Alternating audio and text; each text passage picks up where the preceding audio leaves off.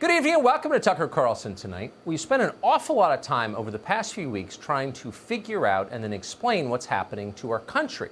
At times it's been depressing, but it seems important.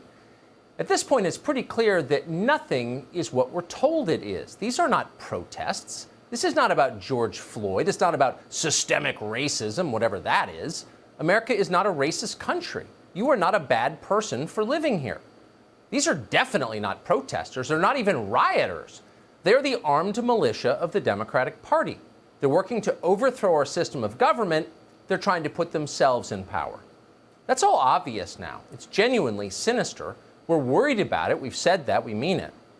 But in the process of saying that, we may have missed something else that is also true, as well as highly amusing. These people are idiots. For real. The angry children you watch set fire to Wendy's and topple statues and scream at you on television day after day are truly and utterly stupid. There's probably never been a dumber group gathered in one place in all of American history. They're mouth breathers. They know nothing. They couldn't tell you who George Washington was. They don't know when the Civil War was fought, probably not even to the century. They say they oppose racism, and then they rip down monuments to abolitionists. They don't see the contradiction in that because they have no idea who the abolitionists were. They think it's a band from the 80s. A lot of the very stupidest people, by the way, are, quote, well-educated. They have all the worthless credentials we're told we should want for our children. They went to Duke. They work at some nonprofit. They hold a good-paying job in digital marketing at Nike. Yeah, they're supposedly impressive, but they're not impressive at all. They're incredibly dumb.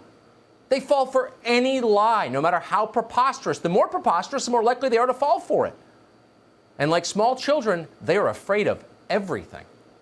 In California, a Hispanic utilities worker made the mistake of cracking his knuckles at a red light. The geniuses thought he was flashing a white supremacist gang sign, so they fired him. Poor guy.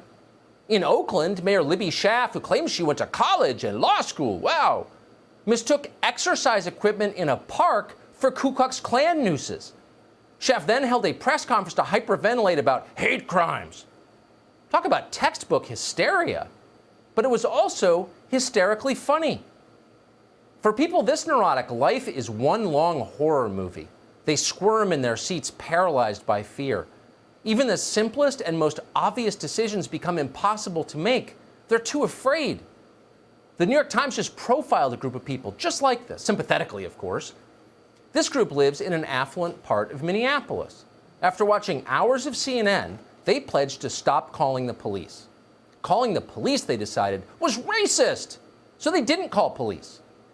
Almost immediately, hundreds of mentally ill homeless drug addicts showed up and erected a tent camp in their park. Then prostitutes arrived. Then caravans of drug dealers showed up to service the addicts. People overdosed. Meanwhile, neighbors cowered in their own homes, unable to sleep. One resident, a man called Mitchell Erickson, found himself cornered by two thugs who put a gun into his stomach and demanded his car keys. So Erickson finally broke down. He called police. And then he deeply regretted it. Quote, I put those boys in danger of death by calling the cops, Erickson told the paper, apparently not joking. For the rest of us, the question is, can people this damaged, this weak, actually run a country? And the answer is no, of course not. And we definitely should not let them. But in the meantime, we also should not pass up an opportunity to let them amuse us, because they do.